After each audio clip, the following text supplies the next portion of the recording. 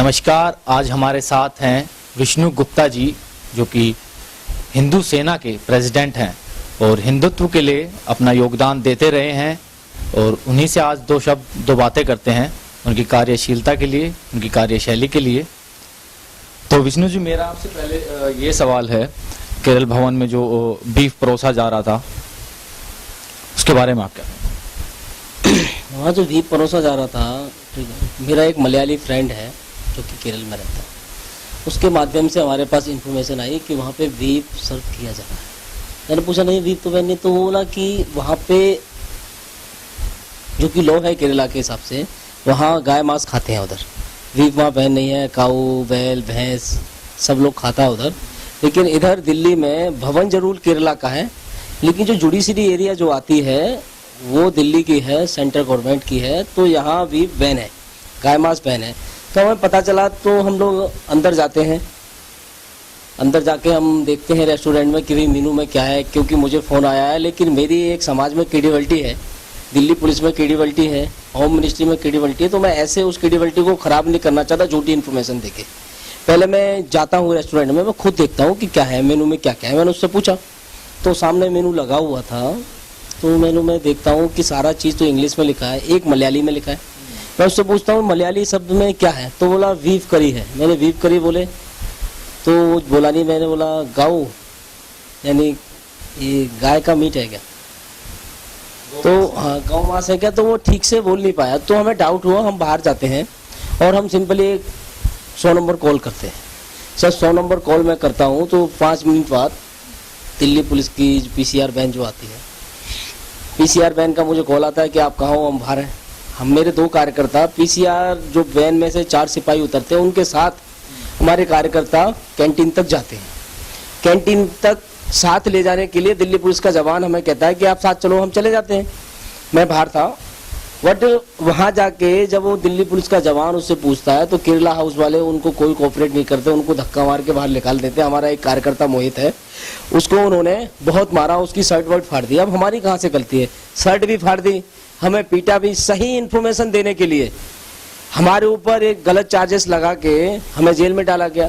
भाई दिल्ली पुलिस खुद कहती है अगर कहीं पे भी कुछ गलत दिखता है, कोई संदिग्ध व्यक्ति दिखता है तो आप इन्फॉर्मेशन दीजिए। वो दिल्ली पुलिस का काम है कि वो देखे कि सही है या गलत है, वो क्या है। वीप की कॉल दी, ये दिल्ली पुलिस का काम होता था कि सैंपल भरे, सैंपल चेक करे, लेकिन उन्होंने ना तो कोई सैंपल उठाया। दूसरे दिन बात हुई, जब हमने जिस टाइम कॉल किया उस दिन वहाँ वीप मौजूद था, शाम को 4 बजे, लेकिन शाम 4 बजे तक कोई इन्वेस्टिगेशन नहीं की गई। दूसरे दिन ये मुद्दा तूल पकड़ा तो दूसरे दिन तो वीप नहीं होगा ना, सारा लोगों ने खा लिया होगा, धुल गया होगा। ठीक है, तो मेरी कहाँ से गलती है, हिंदू सेना की कहाँ से गलती है कि हमने सिंपली इन्फॉर्मेशन दी। हमने एक अच्छे नागरिक होने के कारण हमने दिल्ली पुलिस को इन्फॉर्मेशन दी, हमने सपोर्ट किया। लेकिन हमारे साथ ये जो 751 लगा के मैं 6 दिन जेल में रखा, ये बहुत गलत है। जो आजकल देश में हो रहा है, पद्म पुरस्कार लौटाए जा रहे हैं, बड़े बड़े लोग अपने पुरस्कार लौटा रहे हैं। शाहरुख खान ने भी ये बोला है कि मैं अपना लौटाऊंगा अपना पुरस्कार, तो इसके बारे में आप क्या कहें? ऐसा है, ये क्यों लौटा रहे हैं पुरस्कार? ये पुरस्कार लौटाने के पीछे औचित्य कुछ नहीं है, ये तो सिर्फ एक देश में कंट्रोवर्सी पैदा करने की कोशिश कर रहे हैं। इन सब लोगों को हिंदुओं की भावना समझते हुए, भारतीय संस्कृति की भावना समझते हुए ये कहना चाहिए, समाज से अपील करनी चाहिए कि गाय का हम सम्मान करते हैं। गाय बहुसंख्यक समाज की ठीक आस्था का प्रतीक है, पूजनीय है, ठीक है, तो उसे हम सम्मान करते हुए हम सबसे अपील करते हैं कि गाय मांस नहीं खाया जाए। वो सबसे अपील करें, मस्जिदों में जाएं और जो गिरजाघर होते हैं गिरजाघर में जाएं, अपील करें कि भाई नहीं, कोई गाय नहीं खाए। लेकिन ये तो उल्टा कर रहे हैं, ये तो समाज में असमंजसता का भाव तो ये लोग पैदा कर रहे हैं। जो लोग पुरस्कार लौटा के कहना चाहते हैं कि आप खाइए, हम तुम्हारे समर्थन में। तो ऐसा क्या है, जब 53 देशों में 53 मुस्लिम कंट्री है, वहाँ पे सुअर बैन है, क्योंकि सुअर इस्लाम में हराम बताते हैं। तो वहाँ 53 देशों में सुअर बैन हो सकता है, लेकिन एक हिंदुस्तान में जो हिंदुओं की आस्था का प्रतीक है, 100 करोड़ हिंदुओं की गाय माता को हम पूजते हैं, वो हिंदुस्तान में गाँव भी बैन नहीं हो सकता। बैन सरकार को करना चाहिए और हम सरकार पे ऐसा दबाव बनाएंगे। हमने नरेंद्र मोदी को, भारतीय जनता पार्टी की सरकार को गौ हत्या पर बैन लगाने के लिए PM बनाया है, हमने राम मंदिर बनाने के लिए PM बनाया है, हमने धारा 370 हटाने के लिए PM बनाया है, हमने common civil code, uniform civil code लागू करने के लिए पीएम बनाया है। तो इन दिनों आप काफी चर्चा में हैं, तो आपका जो मार्ग है कार्यशैली का, ये अहिंसा को लेकर है या हिंसा को लेकर, इसके बारे में आप क्या कहेंगे? मैं आपसे कहना चाहता हूँ, अहिंसा क्या है? अहिंसा और हिंसा दोनों ही शब्द गीता से निकला है, श्रीमद् भगवत गीता से निकले हैं, क्योंकि महात्मा गांधी जी ने, मैं जब चैनल के माध्यम से समाज देखता है, मैं उनको सही बताऊंगा, मैं उनको गलत नहीं बोलूँगा, लेकिन उन्होंने बहुत गलत काम किए हैं और मैं उनके पक्ष में नहीं हूँ, क्योंकि महात्मा गांधी ने सिर्फ आधा श्लोक लिया है गीता में से, अहिंसा परमो धर्मो, लेकिन श्रीमद् भगवत गीता का जो पूरा श्लोक है, जो कि अर्जुन को भगवान श्री कृष्ण देते हैं, अहिंसा परमो धर्म, धर्म हिंसा तथा चे, उसमें साफ लिखा है अगर धर्म खतरे में है तो आपको धनुष उठाना पड़ेगा, धर्म पर अगर कोई संकट आता है आपको तलवार उठानी पड़ेगी, अगर धर्म पे कोई लांछन लगाने की कोशिश करता है, धर्म को बर्बाद करने की कोशिश करता है, तो हिंसा भी जायज है। जब श्रीमद् भागवत गीता हमें हमारे धर्म पे अटैक करने पर हमें तलवार देती है, तो हम अहिंसा और हिंसा, जो अहिंसा में विश्वास करता है उसे हम हाथ जोड़ के काम कराते हैं, लेकिन जो हिंसा में विश्वास करता है, जो पहला अटैक करता है, तो उसे हम उसका जवाब उसी के रूप में देते हैं, क्यों हम भगवत गीता के अनुसार हिंदू सेना चलाते हैं। अभी पिछले दिनों कुछ पश्चिम बंगाल में वीरभूमि जिले में दुर्गा पूजा पर प्रतिबंध लगा दिया, क्या हिंदुस्तान में ऐसा हो रहा है? इस चीज से सहमत हैं आप? हिंदुस्तान में बिल्कुल ऐसा नहीं होना चाहिए। ऐसा है, अगर ऐसी चीजें होंगी तो देश में असमंजसता का भाव पैदा होगा।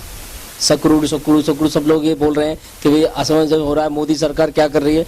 जब आप किसी की भावनाओं को दबाने की कोशिश करोगे, हम हमारे देश में स्वतंत्र रह के अपनी संस्कृति के साथ अपने भगवान की पूजा नहीं कर सकते।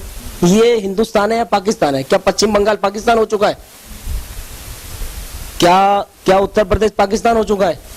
हमें सोचने की आवश्यकता है। हम सब लोगों को, हिंदुओं को एकजुट होके अपनी धार्मिक आजादी के लिए हमें लड़ना होगा और हमें संघर्ष करना होगा। हमें दबाव नहीं है, और हमें जो भी अगर धर्म को दबाने की कोशिश करेगा हम उसे छोड़ेंगे नहीं, बख्शेंगे नहीं। ममता को भी देखेंगे, ममता भी दिल्ली आती है।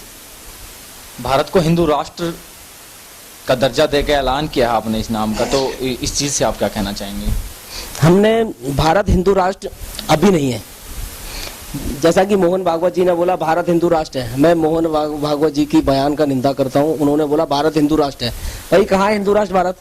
अगर भारत हिंदू राष्ट्र है तो आज 25% मुसलमान हो गए। 20% जो 70% आंकड़ा दिया है, 70% ही झूठा आंकड़ा है। 25% प्लस है मुसलमान। ठीक है, क्या वो हिंदुस्तान है? अगर सिंधु नदी के इस तरफ सारे रहने वाले सारे हिंदू राष्ट्र हैं, हिंदू हैं, तो ऐसा देखा जाए तो बांग्लादेश और पाकिस्तान भी हिंदू है। लेकिन मोहन भागवत जी के लिए आज 25% मुसलमान है। अगर 50% और 70% हो जाए वो तो तभी भी हिंदुस्तान बोलेंगे, हिंदू राष्ट्र है। ये हिंदू राष्ट्र अभी नहीं है, हमें हिंदू राष्ट्र बनाना है। कुछ लोगों का कहना है कि हिंदू सेना अपने काम को करने के लिए गुंडागर्दी का रुख भी अपना लेती है। कार्यकर्ता गुंडागर्दी करते हैं। इस कार्यकर्ता गुंडागर्दी कहाँ करते हैं? जब कार्यकर्ता फोन करते हैं, सही जानकारी देने की कोशिश करते हैं, उन्हें जेल में डाल दिया जाता है। जब गुंडागर्दी की बात नहीं है, हम तो गीता के अनुसार काम करेंगे। हम सोच रहे थे कि इस कानून में देखते हैं, कानून बनाया है, कानून का सम्मान करेंगे, लेकिन कानून अपना सम्मान कराने के लिए तैयार ही नहीं। इस देश में लोग हाथ जोड़ के सुनने वाले नहीं है। इस डेट में डंडा की और जूते की भाषा पड़ती है, सुनाई देती है इन लोगों को। हम अहिंसा रूप से हमने फोन किया, अहिंसक रूप से फोन किया, हमें जेल में डाल दिया गया।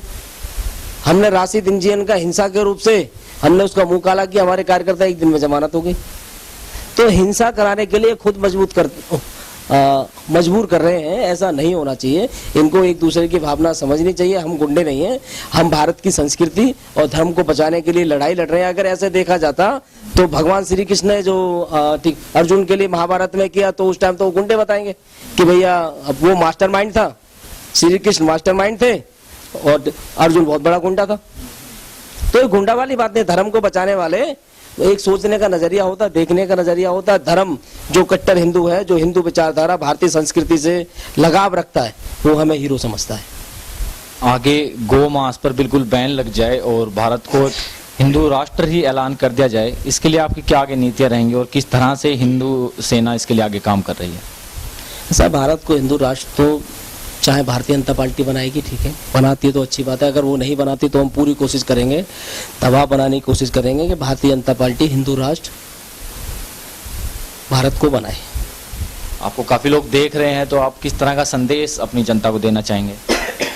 मैं संदेश सिर्फ ये देना चाहूँगा कि हमारा पार्टी का पॉलिटिक्स का कोई लेना देना नहीं। अपने आसपास देखिए कि जो पार्टी आपके लिए अच्छा काम करती है, धर्म के लिए अच्छा काम करती है, आपके साथ कंधे से कंधा लगा के खड़ी है, उस पार्टी को सपोर्ट करो, वो वोट दो, चाहे वो कोई पार्टी हो। और आपको कभी भी कहीं भी कुछ करना है, ठीक है, धर्म के लिए एकजुटता से आप सब लोग एकजुट होकर काम करें, जैसा कि और समुदाय के लोग करते हैं। और रोजाना मंदिर जाएं, धर्म को बढ़ाएं, धर्म का अलग अलग रूप में लोगों के बीच जाके अपना भगवत गीता का प्रचार करें, खूब प्रचार प्रसार करें। ये मेरा संदेश है कि भगवान श्री कृष्ण के नक्शे कदम पे चलते हुए सबको आगे बढ़ना है और इस देश को हिंदू राष्ट्र बनाना है।